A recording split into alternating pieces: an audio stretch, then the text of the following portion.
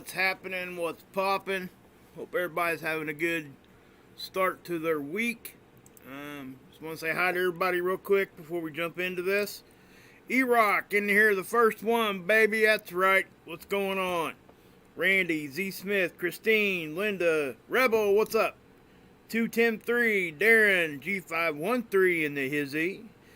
George, Brenda, good to see you guys. Good to see you. Randy, Arizona, hey, what's up? Marty, CW, what's going on? Glad you guys are in here.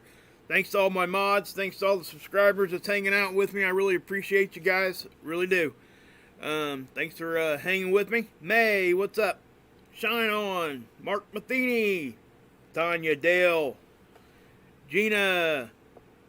Angela. Bubba News, what's up? Penny D. Brandon. Brenda, if I didn't say, I think I said hi to you already, but hi again. Chantel. Jill, what's up, Jill? I am. What's going on? Kimberly Johnson. Okay. Wish I could sit there and just, chew the fat with you guys.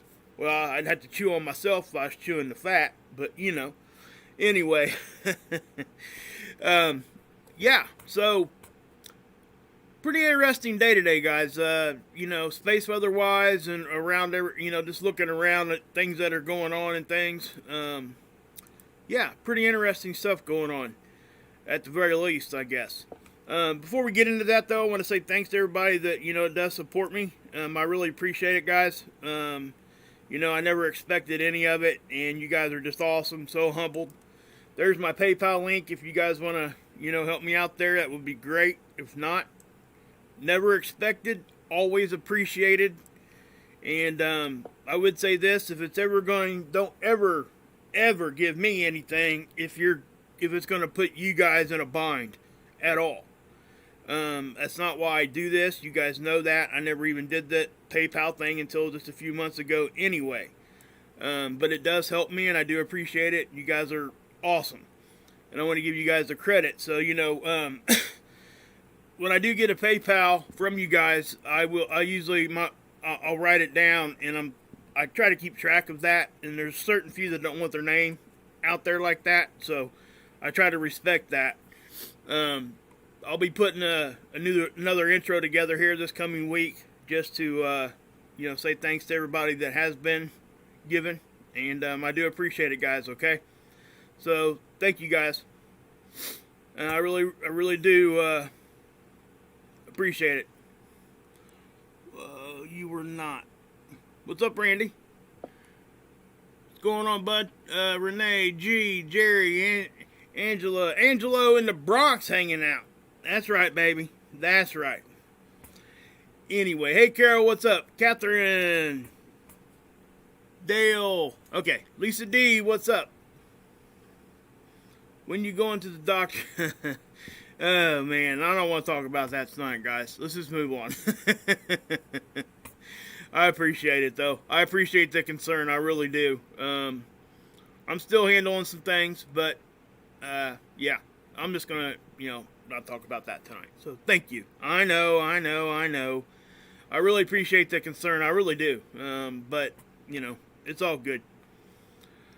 So, I know you guys care. Hey, Hopi, what's up? Anyway. Schumann. Guys, this thing here is, we got kind of active there for about 24 hours, but it really hasn't went back to quiet conditions either. So as we're looking at this, we've been talking about this 20 hertz level that's there all the time now. And, hey, Perspective, good to see you from the UK. Shout out to my people from across the pond. That's right.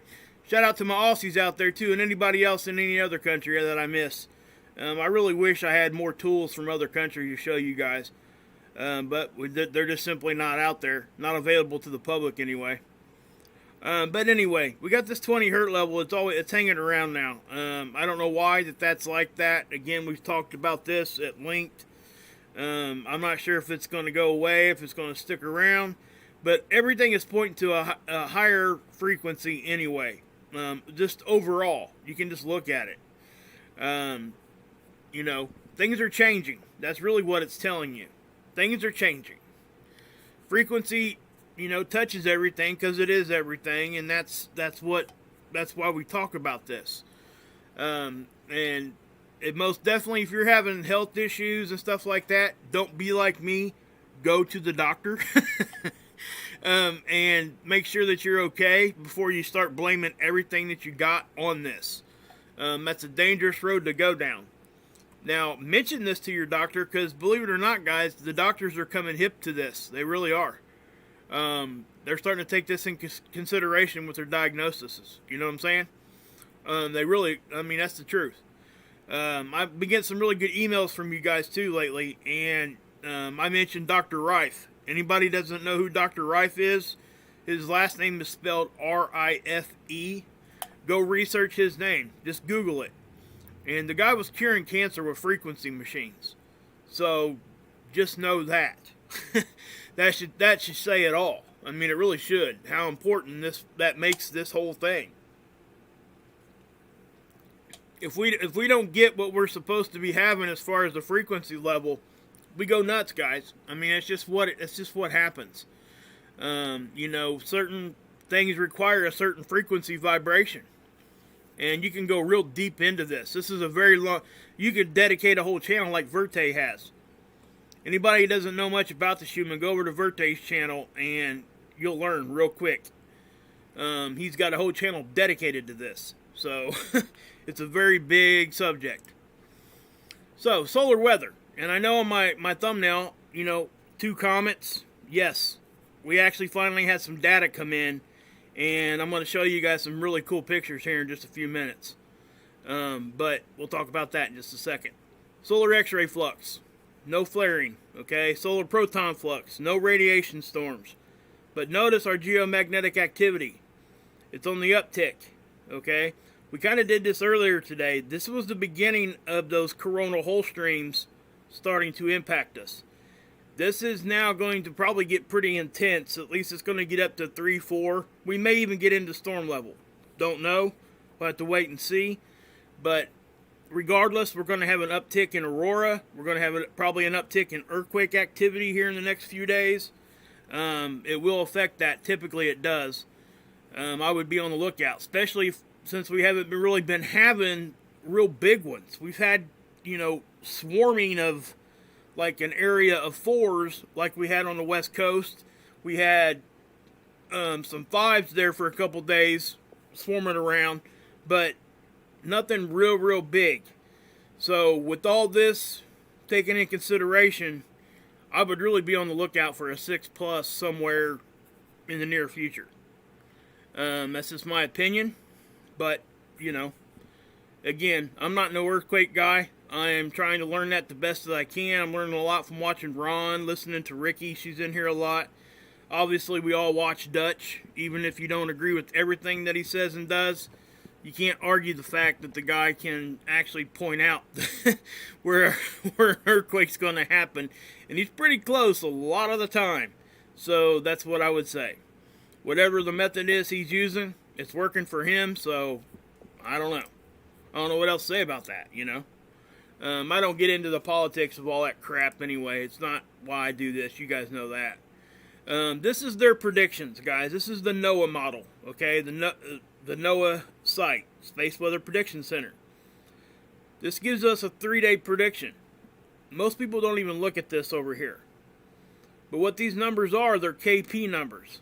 These. So a KP of 5 means a G1 storm. A KP of 6 means a G2 storm. So they're saying a 4, which is just under storm level. A lot of times, especially when we get bigger coronal hole streams like we're experiencing right now. Thanks, John. I appreciate that, bud. Hey, Dolores. Jeff P's in the house. What's up? Hey, True News. What's going on? Palm, Angela. I think it's a hi to Angela already. Anyway, guys, yeah, so the KP number's here. And, if it gets to a 5, that's storm level. Now, when you see a storm level on here, all that means is that it actually got that high for even just a sliver of time. If it got up that high, they'll mark it that high. Okay? So, there you go with that. So it may go into storm level just for a few minutes and come right back out, but they'll mark it as storm level if that happens. And let's just be honest about it. The difference between a 4 and a 5 really isn't that much when we're talking about actual effects on what we see. Okay? Now, if we're talking about the difference between a G3 and a G4, things get really drastically different at that level. Because, you know, it's kind of like the event horizon type of thinking. You get to a certain level, and then boom. Off you go, off the side, right? And that's kind of where the line is. We get to a G3. When we start seeing G4 conditions, we start seeing issues here. Very, very quickly. Anything underneath that, you know, we see it immediate, but it's not really all that intense stuff. So the first look at the sun here, guys. Well, let me finish up by saying, if we do get into storm level, I see us maybe staying there for a few. We may drop back down, but I think it's going to be fluctuating, kind of like what they got here. It's not really going to get into the basement here for the next few days. So, you know, we really want to be right around a 3 anyway. And the reason why is because it helps block out cosmic rays.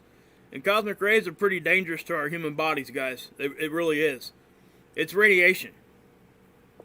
You know, when the particles hit our atmosphere, they get broken into 2 subparticles, muons and neurons. And what happens is, the muons is what we are concerned about most of the time, because that's what makes us sick. So, depending on how well we're able to defend those things, you know, the neurons and stuff, they just go right through the planet. They'll go right through you. And I've shown you guys how a 6-year-old actually made a fog, basically it's a fog box, but it detects cosmic rays right there in front of it. You can see it. It leaves a tail when it goes through it. That she used dry ice in a box, and she did it on her own. I did that live with you guys. I showed you guys that video. It was amazing. That little girl did that. So that tells you that we can do it, and it's cheap. Doesn't cost much money. So I thought about doing that this summer, and we'll see if that happens or not. If I do it, I'll definitely do it live so you guys can see what I'm doing. But as far as the data goes, the ACE data, solar wind is on the increase. The speed is, okay. This has been hanging out below 300, but now it's up towards 350, kind of hanging out there, which is still normal speed. But notice the density. Okay, normal is 4 on density. So we're hanging right around 10. So the density's up, and the reason is because of that coronal hole stream. The phi angle, it's kind of went back up here to this one, so the polarity of it has kind of flipped a little bit. And what I'm talking about is the solar wind is charged particles, right? So it has a positive and a negative. So that means that the polarity of it can flip, and that's what this is. Okay, this is telling you if it's either negative or positive, and it flips whenever it wants to, pretty much. But whenever it does do that, sometimes we'll get a hit on our magnetosphere. It'll kind of push us up into a little higher geomagnetic activity. Now the ACE data here, the red line's what we're looking at here, and if it gets to like -6 or below that, that means the angle is favorable for all this stuff to get in a lot easier. So that's why we look at this, okay? Now the temperature, you can see how it kind of spiked up here, but remember the range over here. It's not a very big range over here. So it's really not that intense. It is an uptick, but not as drastic as that looks, okay? Again, the density is actually dropping a little bit right now, but the speed's coming up, and that's usually what we see. They usually kind of do the opposite, especially during a solar wind stream. Now, the Enlil model here. It didn't look like this earlier, did it? Well, they've got more data in, and this is what they're saying now. The predictions are, because we're right here in time. Okay, so this is predictive. The green line's conditions at Earth. And what are you seeing? Yeah, you're seeing an uptick. So, and then you're seeing a little, it dips back down, then it upticks again. Why? Why is it doing that? Well, because remember the 2 coronal holes, we had the one coronal hole go in front of us, and then we got a very short amount of time, and then another one, the northern hole, was right in front of us. So that's why you're seeing these little dips and rises here, okay? Stereo B is that, you know, that's the blue one over here. That's that satellite. This is Stereo A. Stereo B, we don't get data from that anymore. We're not allowed to see it. I'm not sure exactly if they do still get data from that or not. There was something that happened a few years back, and I'm not going to go into all that. But you know, you can pretty much wipe this off your mind. But they still plot where it's at. So why are they saying it's going to have an uptick here? Well, there was a CME that kind of blew off this side of the sun. Wasn't coming at us, so no worries there. But Stereo A also did. So there was a couple CMEs that blew off, you know, just to our left and to our right. One of them blew off kind of towards the back. But that's why you're seeing this uptick. Now, you can see the magnometer starting to react, okay? Electron flux is starting to become active here. And the reason is because geomagnetic activity is rising. The absorption prediction here, the D region, this is what we see when we see X-rays hitting us. We're not really getting any kind of flares, so that's why I'm not even going to show you this model, because it just wastes your time.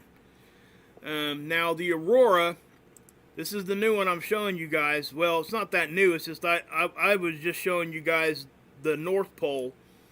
Well, there's a tool here that I didn't know was here. I think somebody mentioned it to me a while back, but I forgot about it. But this is the North Pole, this is the South. Okay? So we're able to see both. Northern and Southern. I love this. I mean, I wish I'd have done this a long time ago. But what this is this gives us a 30-minute prediction ahead. But what it does, it gives you like 2 hours behind. So right now, this is what it looks like. So this is rotating our direction, at least over here in the States. So we, you know, as we're getting hit with this solar wind, we could see some auroras down into the States tonight. It's a possibility. We'll have to wait and see. But notice, and I've said this before, if you can notice, this is geographic north. Right here. Okay? This is geographic south. What's different is that you don't see the borealis over top of geographic north, but you do over the south. Why is that? Because our magnetics are different from geographic north. So we're talking about magnetic north and south here, and that what's happening is north and south are getting closer to each other. They're opposite polarities. They're naturally drawn towards each other. Okay? But north is moving faster than the south. So that's why this has moved away from geographic north enough that the borealis is not being seen right over top of geographic north. But the south hasn't moved as far. That's why you're still seeing borealis down here. Hey Russell, what's up? G513, Jerry, hey, what's up? So, you know, I hope that helps people understand the difference between geographic north and magnetic north. This is a really good way to show you guys that. And just for people to know, they say that once the northern magnetic north gets to the 40-degree latitude mark, they say that that's the point of no return, and that, you know, our poles will flip no matter what once it gets down that far. Now they're already on their way to do it, guys. Okay, there's too much observation, too much evidence pointing towards a polarity flip. It will happen. Hopefully, the bad theories that are out, I call them bad. I'm not talking about bad as in being smart or not. I'm talking about destructive type of theories. Hopefully those are off. You know, but there's a lot of science behind it, and I call them theories because that's really what they are, and none of us, and I mean none of us, have been here, not even through recorded history, during a polarity flip. So that at this point, it really is just a theory. Now, we've got some good, smart people on this planet, okay? We probably do have some really good ideas what's going to happen, like the equatorial bubble we talk about, where the water on the, equator of our planet is deeper. And what's holding that in place partly is the magnetic. What sucks is if you look at global population density, like any kind of map you want to look at, the majority of our population on this planet are on coastlines. So, you know, think about that for a second. So yeah. Is everybody buffering? Daggone it. Alright, hold on.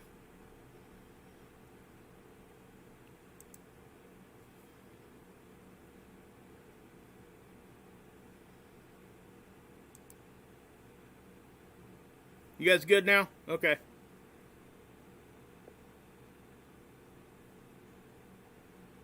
Alright. Alright, good. Okay, let me check my... Says I'm okay, but, you know, who knows. Alright. But just know that, okay, guys? That's what would happen. But we'll look at the Magnetopause models, okay? The sun's off to the left. So that means things should be moving from right to left. And I got something interesting to show you guys here, too. Let me just draw this back. And as you can see, this is the velocity. See how we're getting hit? Okay, but check out the density. I'll show you the density here, because this is really what I want to show you. Watch out here where I've been talking about this little anomaly that we've been seeing. Check this out. Look at that. Somebody tell me that ain't crazy.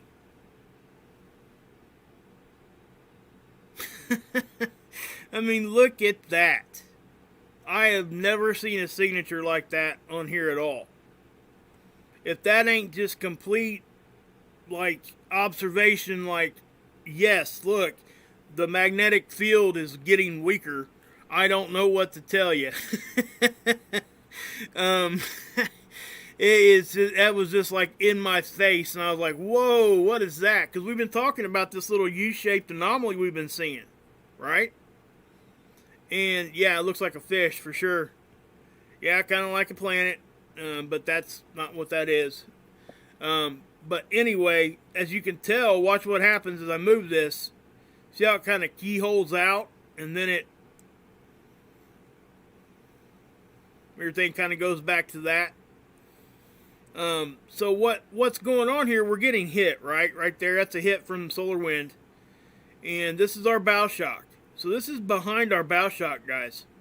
Okay? So our first line of defense is our bow shock. That's where the solar wind meets our magnetic field. So now we're inside that a pretty decent amount. But what I want you guys to understand is this is two-dimensional. So this could actually be on the top or the bottom. We don't know. We don't know depth. Okay? But what we can say is it's right out here in the front, right in the middle. And I've been talking about this. Okay? Why is it doing that? Well, because most likely we've got a weak spot in our magnetic field out here, and it's letting more particles in. That's why it's more dense. So that's most likely what's going on there, that, you know, this is one of the cracks that's being exposed.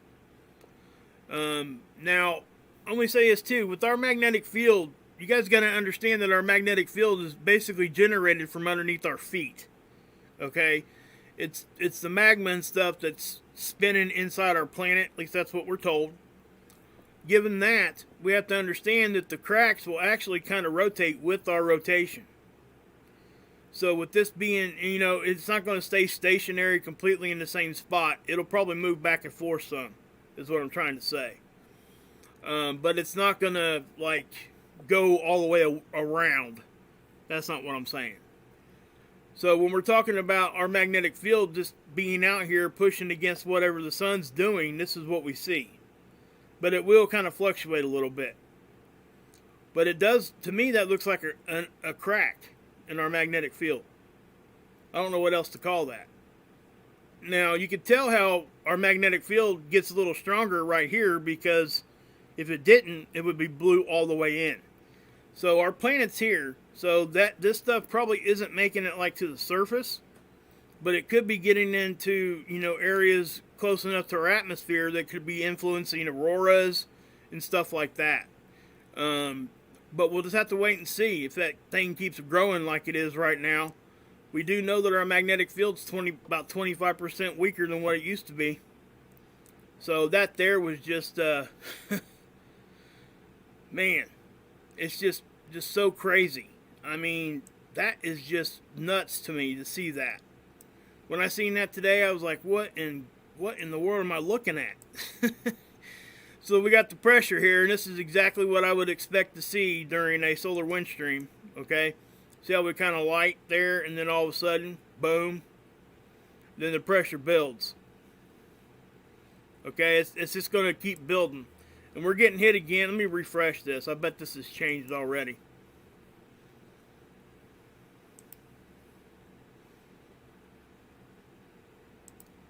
So, if I take this on down, yep, there's that second hit. And yeah, we just kept getting hit right there. We're still getting a pretty consistent flow right now. So, let's play this one. See how it updated? So now, I'm glad I recorded this too. So I got that on video. I got that in recorded and downloaded. So I'm not going to lose that one. That was kind of, yeah, just wow. That's all I can say. I don't know what to think about that.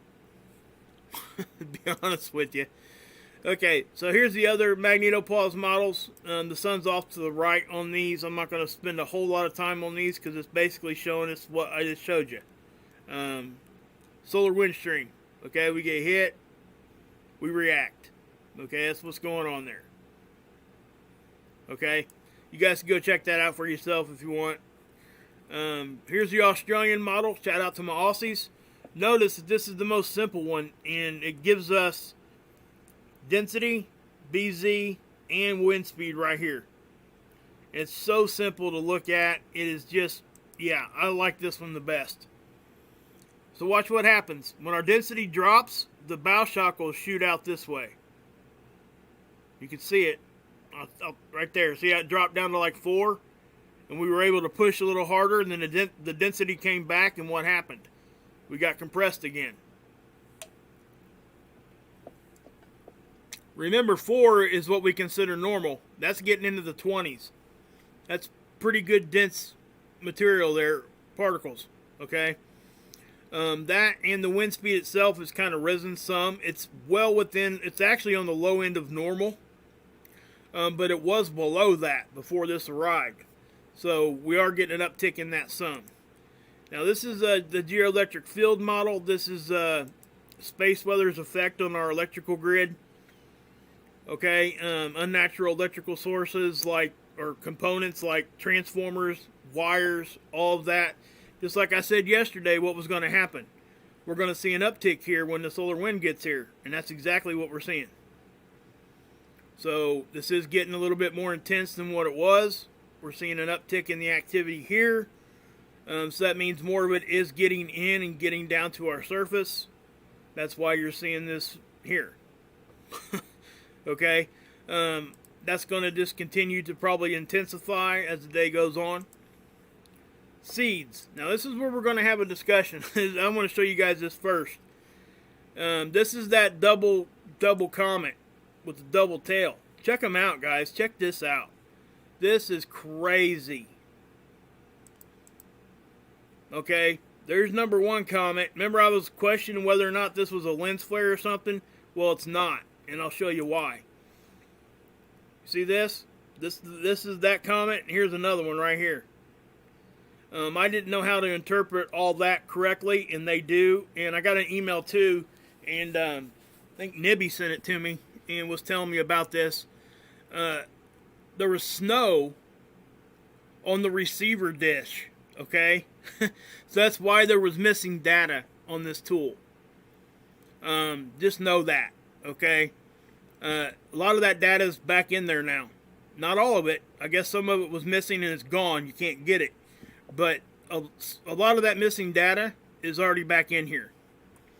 But as far as the comets go, this is actually part of this Kreutz group, sun grazing comet. Now notice it doesn't say sun diving. because this one here was diving in towards the sun, but it didn't make it to the surface, I don't think. I think it got ate up before it got there. Okay? You know, sun grazers and sun divers are essentially the same thing for the most part. It just, technically, a sun diver means it actually hit the sun. These grazers, they usually get ate up by the sun, the solar wind, before they get to the surface. Okay? We do have a few that do make it to the surface of the sun. Those are true sun divers. But essentially, it's the same thing. Now, every once in a while, too, the sun grazers will actually make it past. They'll get slingshot around the sun and go back out. But this one here, this big one, was actually part of this group that we know is out there. This is a non-group comet. What that means is, this is a rogue comet. It ain't part of nothing that was, like, known to be there. So, Soho discovered this. That's pretty impressive, guys. It really is. I have to say. That is something that, it's cool to me, number one. But number two, understanding that sometimes things do go out on their own and they just come from out of nowhere. And that's what this one did. So, that's what we can say there. Let me take you back to this, though. Okay? So, as you can see, both of them, and what is so rare about this, number one, you got two comets in the same capture. And they're basically they're getting near the sun at the same time. Not exactly, but close. I mean, how often does that happen? That you see two comets in a zoomed in view from a satellite in the same capture? I bet that's only like a handful of times. I don't know the exact number, but that's just a guess. But check this out. As I go forward, you can see this one's diving in, okay? But look at this. That tail split. See that? I thought that was cool. Now, it's not a ghosting of the image, I don't think, either, because if it was, it would be on the same plane. Like, kind of like this. Not kind of down like this. So probably, in my opinion, what probably happened is when it started getting ate up by the solar wind, it probably broke up enough that it almost probably kind of split into two. So that's just crazy. So now you got a comet that has two tails, basically, at the same time that we're getting two comets hitting the sun, or going near the sun, I guess I should say, if I want to be technically correct there. But how often does that ever happen? I mean, come on, throw all that together, plus we had CMEs going on at the same time. I mean, really? We go from no action at all to all this at once. I mean, it was just nuts. And again, I want to address the missing time thing again. Okay, I tried to explain that a little bit earlier today. Listen, guys, there's going to be missing time from time to time. I didn't understand that like the receiving dish was in a position here on the Earth where they would actually have to get the snow off of it to receive the data. I didn't know that until today, when that got sent to me in an email by Nibby. And, it was just like, what in the world? I didn't know that. So, I'm learning, guys, stuff every day, too. And, with the missing data issue, unless you can't find that data on any tool, it's not worth trying to say that something's crazy. It's just really not. Now, I know we need to be skeptical, because I'm always skeptical about everything. You guys understand that. You guys are too. You guys are just like me. That's why you're here. We're all skeptical of everything. But when we can explain what happens, ain't that the goal? If we find the truth, shouldn't we say it? So, and when you see people like, I don't know who's, whoever or wherever, using the word fear, this is really scary, or fearful this and fearful that. I just cannot, I can't get there, guys. It really bugs me. I don't know why somebody would come out here and do that. There's only in my opinion, there's only one reason. Because they're actually using your emotions to get clicks. That's what they're doing. So just don't buy into that stuff, okay? But anyway, we're going to keep moving from that conversation. But check this out, though. I mean, I just thought that was so cool. All that stuff happening at once. I just couldn't believe it when I was checking this out earlier. I just thought it was great. Just saying. Yeah. Yeah, I don't like fear either, sissy. It's just, you know, it really, you just can't get anywhere else once you become fearful. You really can't. Where else are you going to go? You're already scared. You know what I'm saying? You make bad decisions when you're scared, and that's why we try to make people aware, not scared. You know, I just don't understand the mind thought and the disrespect somebody has to have for the general population to put that fear out there like that on purpose. You know, even if it was something that might be fearful to me, I wouldn't come to you guys in that manner. I would come out here and say, hey guys, this is kind of serious. Let's take a look at this. And this is my observation. You guys go look at it for yourself. And you decide, right? I'm not going to come out here and blanket something with the word fear. It's just not going to happen. And, you know, if you guys really think back to when you were the most scared, it was probably a shock scare, wasn't it? Like somebody jumped out in front of you or something you didn't expect was going to happen happened immediately, right?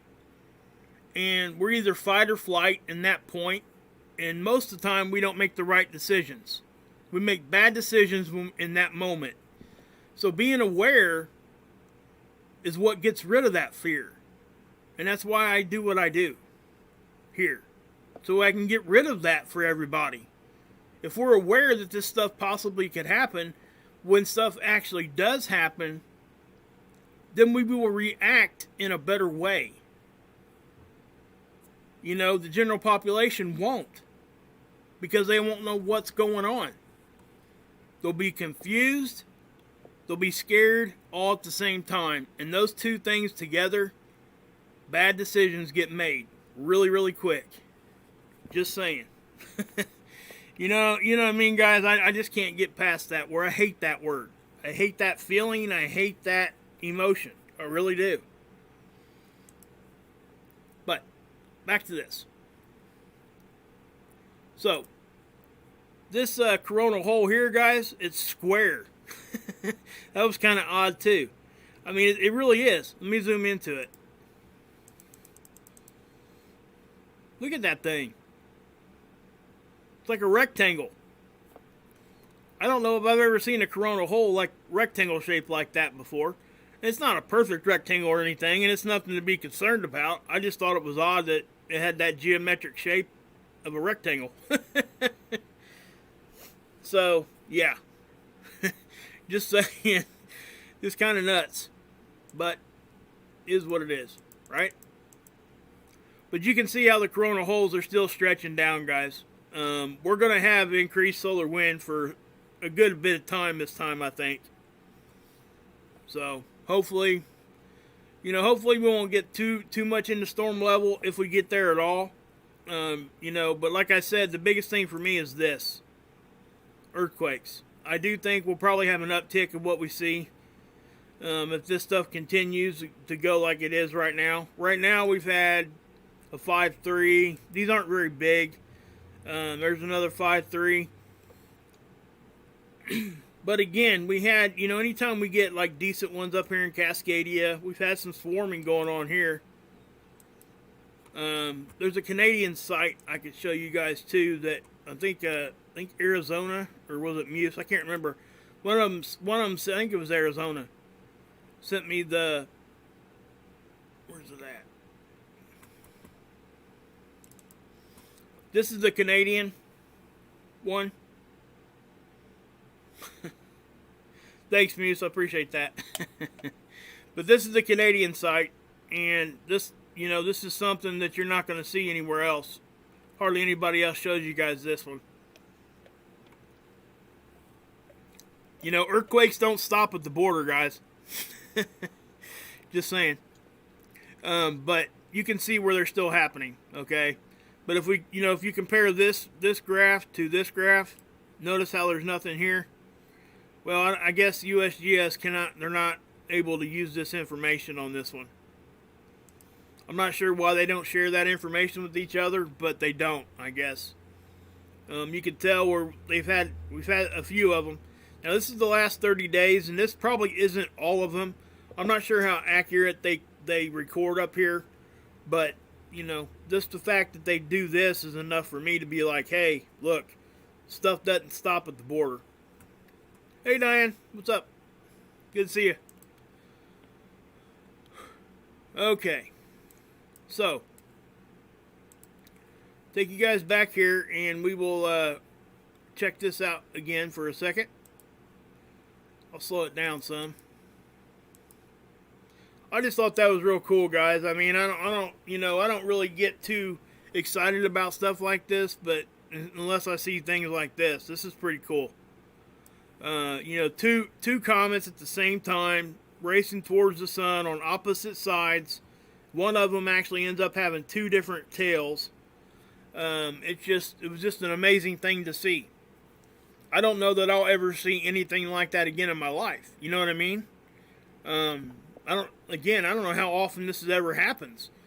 Now I know we've seen two comets on the capture together before. But number one, this one was extremely bright. Way brighter than what they were expecting from that group. This one over here that happened came from out of nowhere. It ain't part of no group, so it was a rogue comet coming through our solar system. So there you go. And again, it doesn't look like either one of these made it to the surface. It looks like as it got closer to the sun, the solar wind just ate them up. You know, but, and again, we had CMEs going on too. So, you know, even that secondary CME over here, I guess possibly could have been instigating the sun a little bit. I'm not sure, but I guess it could have. Probably not that much though, because it probably doesn't have a very big electromagnetic field around it, if any at all. You know, it probably has a little maybe, but it would have to have, you know, be spinning, rotating, and all that mess. I don't know how all that internal structure of the core of that stuff works on the comets. So, I know that the tail is actually caused by the solar wind, you know, ripping back some of that material, but that's what you see there. But as you see these get close to the sun, I just thought it was cool, and that double tail back here. You know, take that in for a minute, guys. Go over here to Seeds and look at it for yourself. Record it, something, because I don't know if I'll ever see anything like that again. It just was amazing.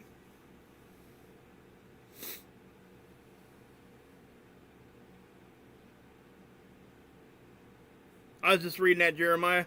Yeah, I'll check into that. Hey, Brian, what's up, bud? So, yeah, I mean, we got some pretty cool stuff going on, guys. And again, I think that, you know, for the most part, things are going to be upticking. We're going to be going more and more into solar maximum.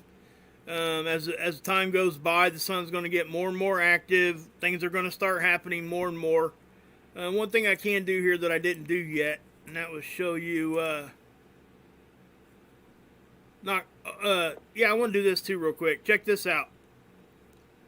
These were added today. These are near-Earth objects that they didn't see until today. And this one here was 0.1 lunar distance away, which means it was a tenth of the way to the moon. That's how close it came. Now, it was very, very small. That's a pebble when we're talking about meteorites, okay? That's 1 meter.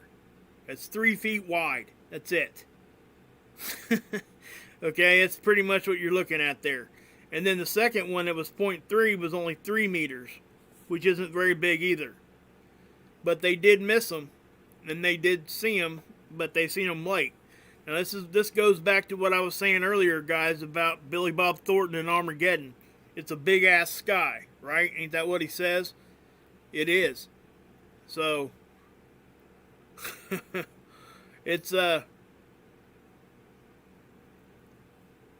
it might be small, but how about the space station? Yeah, for sure, Carolyn. They don't like any of that. There's not much they can do about it, you know. They've gotten hit with them before, small ones. But yeah. Oh man. Hey Mark, what's up, brother? How you doing, bud? Good to see you, man. But yeah, guys, I mean, and then we got the noctilucent clouds. Remember what these are. This is water vapor that gets up in the higher parts of our atmosphere, the highest parts, and it freezes around meteor dust. That's what causes these blue metallic looking clouds.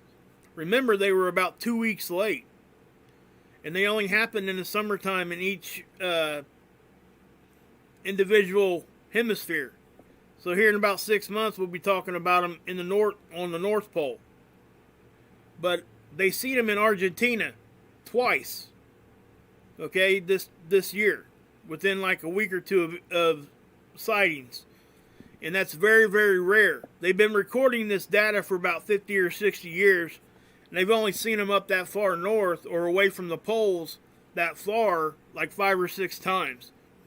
So the fact that this was 2 weeks late, the season of them, we didn't see any till it was 2 weeks later than what we typically do.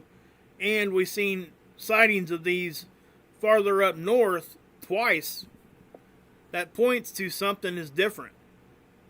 Okay, I can't tell you what that is. I can tell you that it would be temperature related probably. But, or jet stream. Jet stream could actually pull some of that meteor dust too and shoot it up north. And we all know our jet streams are all screwed up. I love you, brother. You're killing me, man. But yeah. 6 inches of rain, Taylor? No kidding. Yeah, no kidding. You're killing me there, Z Smith. I love it. Love it, love it. Oh, man. But yeah, guys, I mean, all this stuff is pointing to, you know, stuff is changing. We just got to be paying attention to what's going on, okay? And that's why we do what we do. Nothing to be fearful about. We can't do nothing about it. I tell my kids, don't fear. You know, don't fear things. Don't worry about things you can't control. We can't control whether anything's going to happen. Hey, Teresa, good to see you, girl. And, you know, that's just what I got to say. Hey, Axe, what's up, bud? Hey, you're good, man. You ain't got to be here every time, brother. I know you try. I know you try, man. So, yeah. But, yeah, guys, you know, and right now, geopolitically, you guys know I don't talk about that here on my channel typically, but it all ties together at some level, all right? You oftentimes wonder which is the distraction for what, because we have to understand that one or the other is distracting from the other. I mean, it's really what it boils down to. But stuff like this is not a distraction level type of thing. This stuff like this is going to happen no matter what. And, so yeah. And yes, we got another sunspot here too. I forgot to show you guys that. I can do that real quick. This is the visible light spectrum. I guess I can zoom in. You see how this sunspot's kind of splitting in two right there? If that happens completely, it'll be it still be considered one sunspot, but it'll have 4 different polarities, 2 negatives and 2 positives, and with them that close together, it will make that very unstable. And with that being the case, flaring, the percentage of likelihood of flaring goes up. And as this thing's rotating this way, you know, obviously if it's right in front of us and it flares, then it could be issues for us. So we'll just keep an eye on it. And it's actually got some stuff underneath back here behind it too. So as this stuff starts interacting with each other, stuff's going to become unstable. Now this is that same sunspot. Oops, what did I do there? This is that same sunspot that this is its third time around. We don't see that very often. We have seen it before, but 3 times around the sun and doesn't go away. That's pretty impressive. So yeah. I really don't know what else to say about any of that stuff, but let me do this here real quick.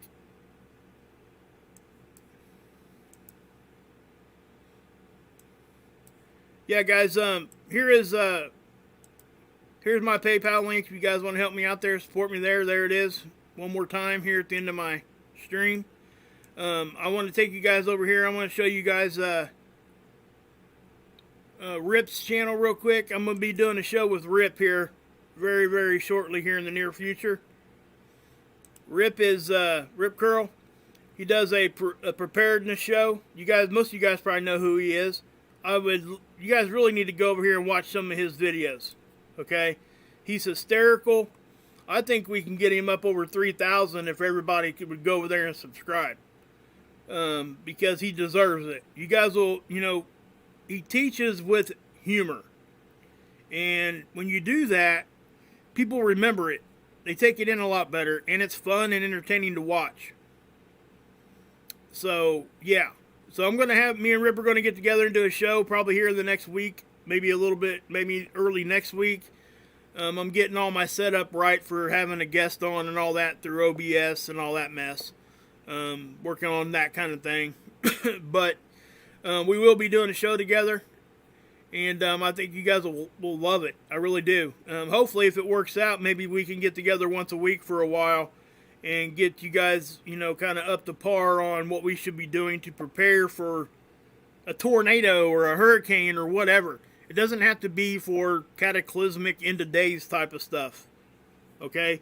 We should all be prepared at least a little bit anyway for those kinds of situations. I always tell people, they always ask me, what should I do to prepare? How far should I go? Well, you go to the point where you feel comfortable, and then you go one step further and stop. That's what I do.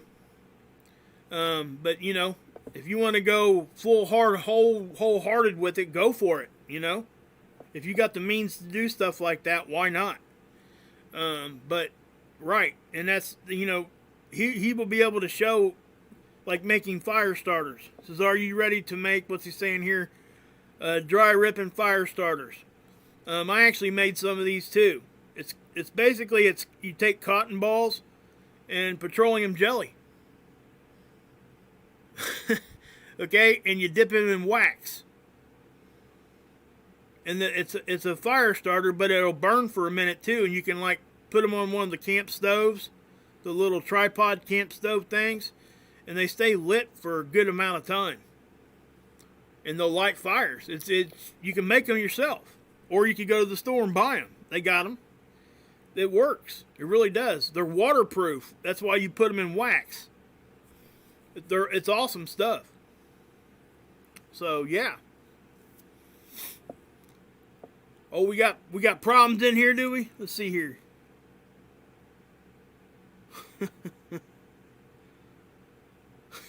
Gosh, man. Wow. Okay. All right. Go for it.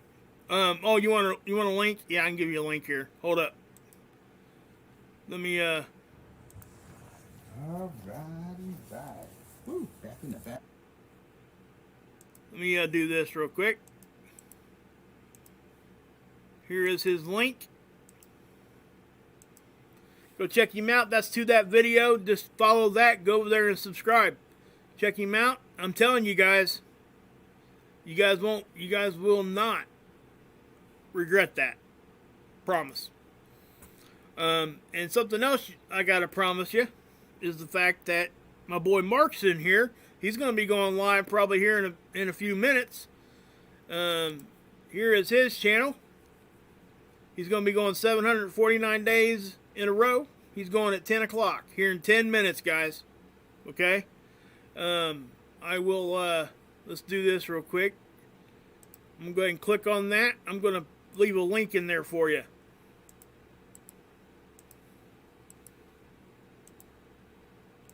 There you go. Yeah, no, you're good, E-Rock. I'm not. Yeah. I'm not questioning any of that, dude. I was just curious on what was said. But, so yeah, there you go. I'm going to be over here in the chat, guys. He says he's going live here in about 10 minutes. Well, it's 8 minutes and 30 seconds now. Go over here and check it out, guys. He's great. He's a good friend of mine.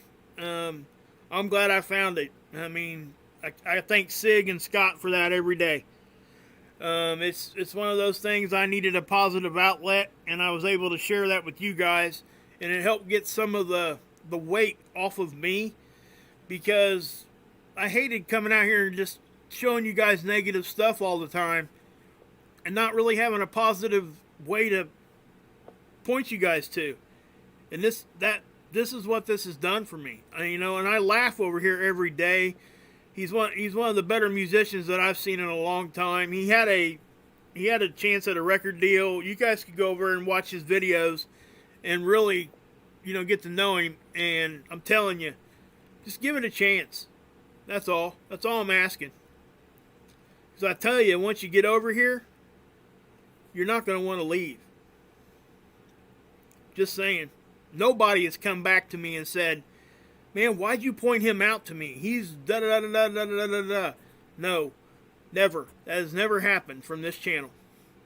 And it's because of what he does. He's so genuine and legit about what he talks about, and he believes in what he says. Anybody that goes live for 749, almost 750 days in a row for 2 hours plus each stream tells you his dedication to what he's doing.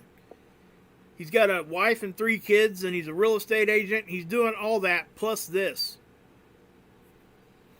So he believes in what he does, and that's what makes it so special. Just saying. And it's all positive. But it's real, okay? If we need to have a real conversation, we do. Anybody that's been over there knows it. That's right, Sig. We're all one big family. I'm telling you. It's all, we're like the Brady Bunch. Just like a blended family. We all just kind of came together, and that's where it's at. And I want everybody that's over here to be a part of this and share in the positivity and the laughs and stuff. That's why I pull you guys over here. And I know I share his videos and stuff every day. But there's a reason. It's because it's good stuff.